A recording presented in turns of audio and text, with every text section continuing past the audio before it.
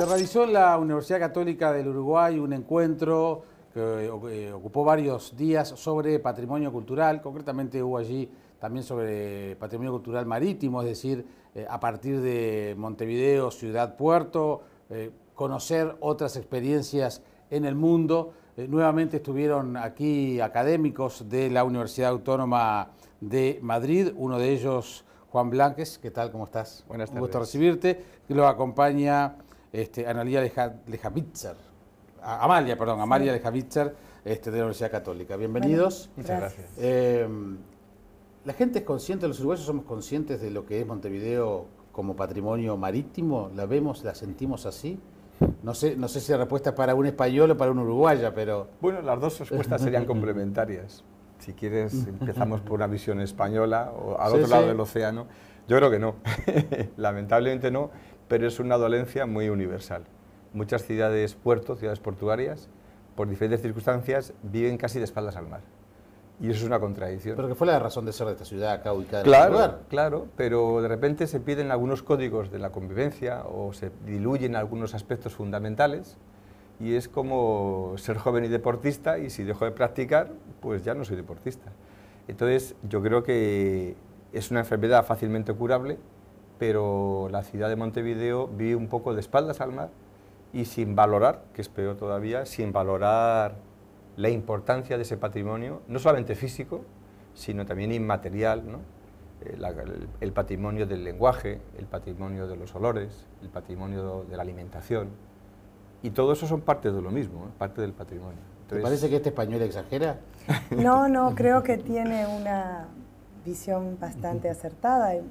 Digamos, la ciudad de Montevideo en gran medida le da la espalda al puerto, ¿no? Y un poco la idea del curso y la idea de este encuentro fue precisamente visibilizar la enorme potencialidad que tiene Montevideo como ciudad portuaria con miras a poner en valor, a valorar su paisaje cultural, ¿no?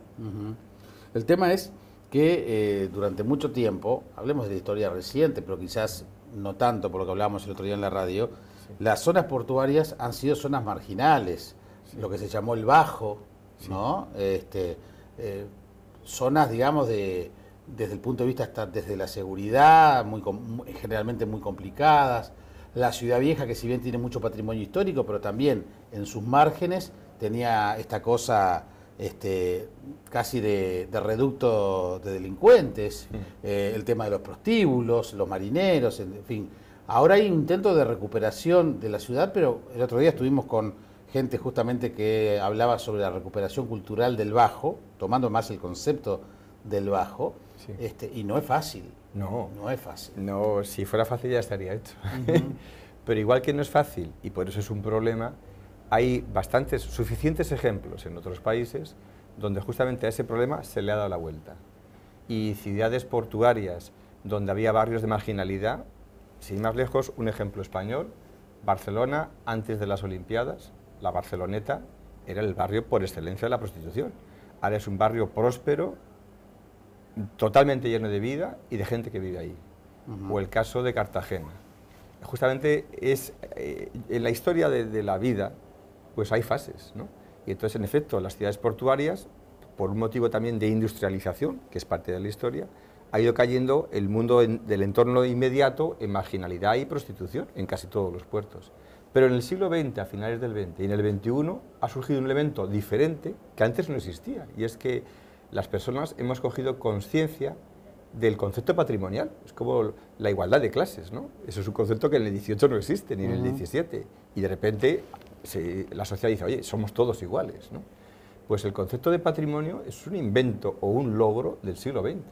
Pues ese invento de que lo antiguo tiene valor, que la cultura no solamente es el gran monumento político o religioso, sino también es la vida cotidiana, también es la alimentación, también es el lenguaje.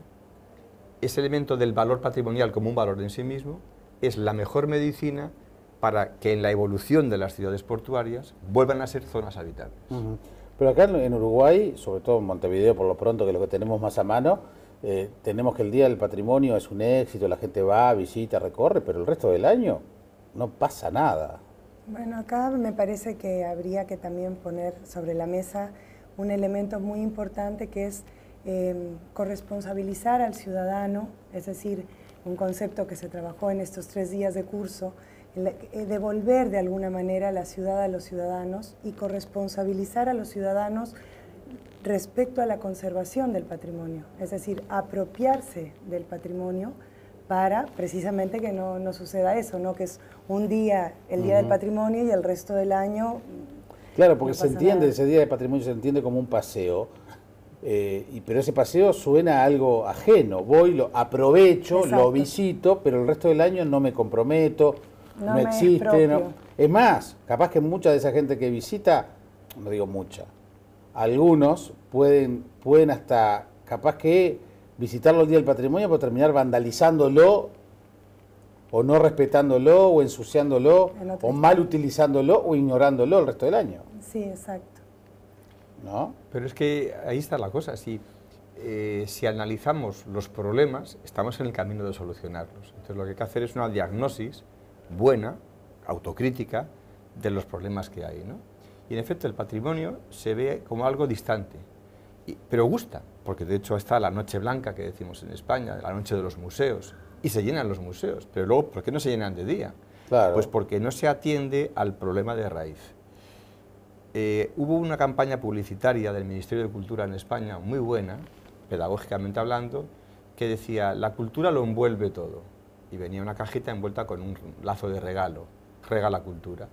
Es decir, hay que normalizar que el patrimonio no es una cosa que voy a verla, sino que yo vivo en un patrimonio, que yo vivo rodeado de cultura, y según mis estéticas y según mis ideas, disfruto de una parte de esa cultura o de otra. Claro, pero por ejemplo, el puerto en su momento, bueno, el puerto hoy no es un lugar agradable, nos llenó de contenedores y, por ejemplo, uno transita por la zona portuaria y tiene una muralla metálica que le impide ver uno de los paisajes más lindos que tiene Montevideo. Sí. En su momento, por suerte no salió, pero provocó un cisma en la Comisión de Patrimonio, se pretendía agrandar la playa de contenedores, Sí. y hasta quizás invadir y tirar abajo la estación de trenes, que es un edificio patrimonial.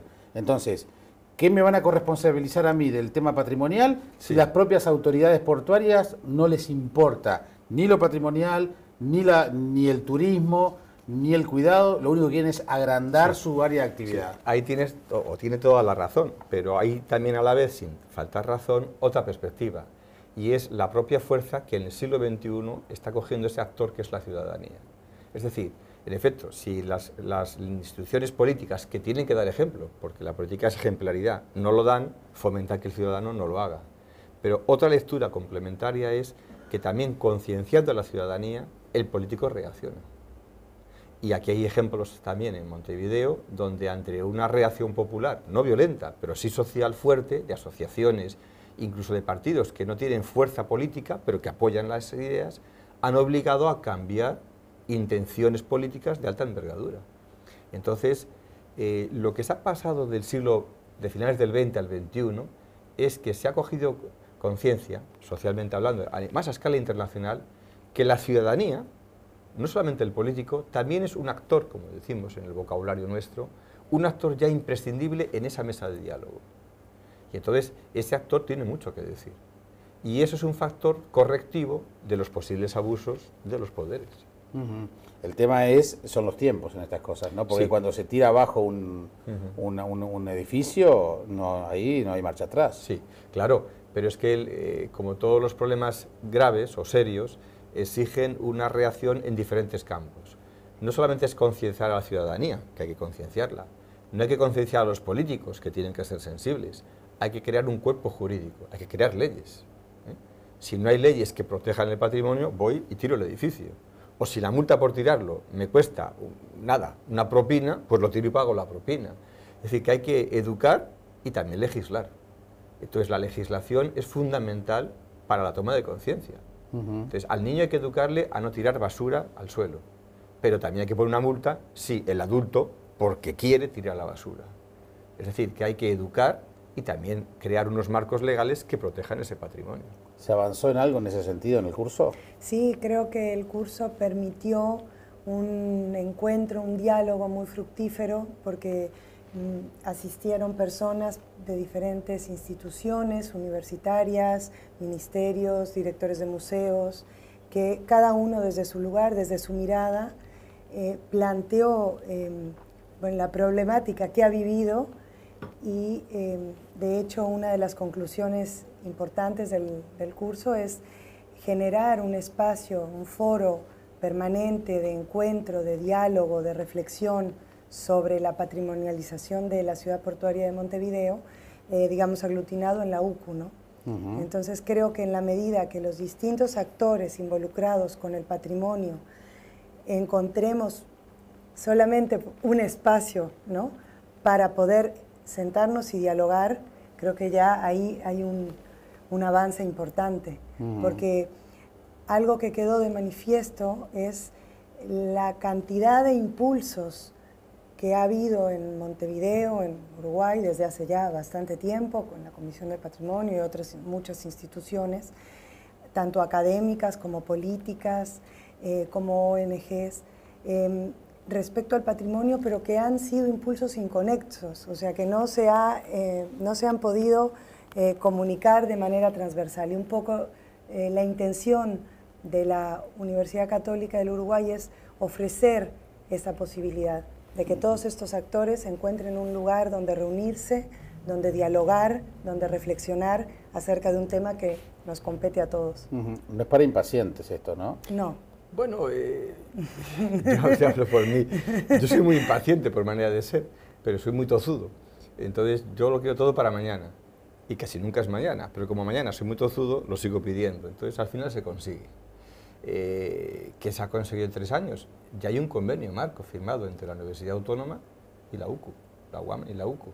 Ya tenemos un marco también legal, y entonces las actividades ya no caen en un saco roto, están detrás 2 universidades, ¿no? Y en ese sentido es un marco no suficiente, pero sí necesario para empezar a andar. Ya no es una iniciativa personal, que es muy loable, sino ya 2 universidades se han coordinado, firman un convenio, que ya estaba firmado un convenio marco, y ahora se admite dentro de ese convenio marco una línea específica para trabajar en esa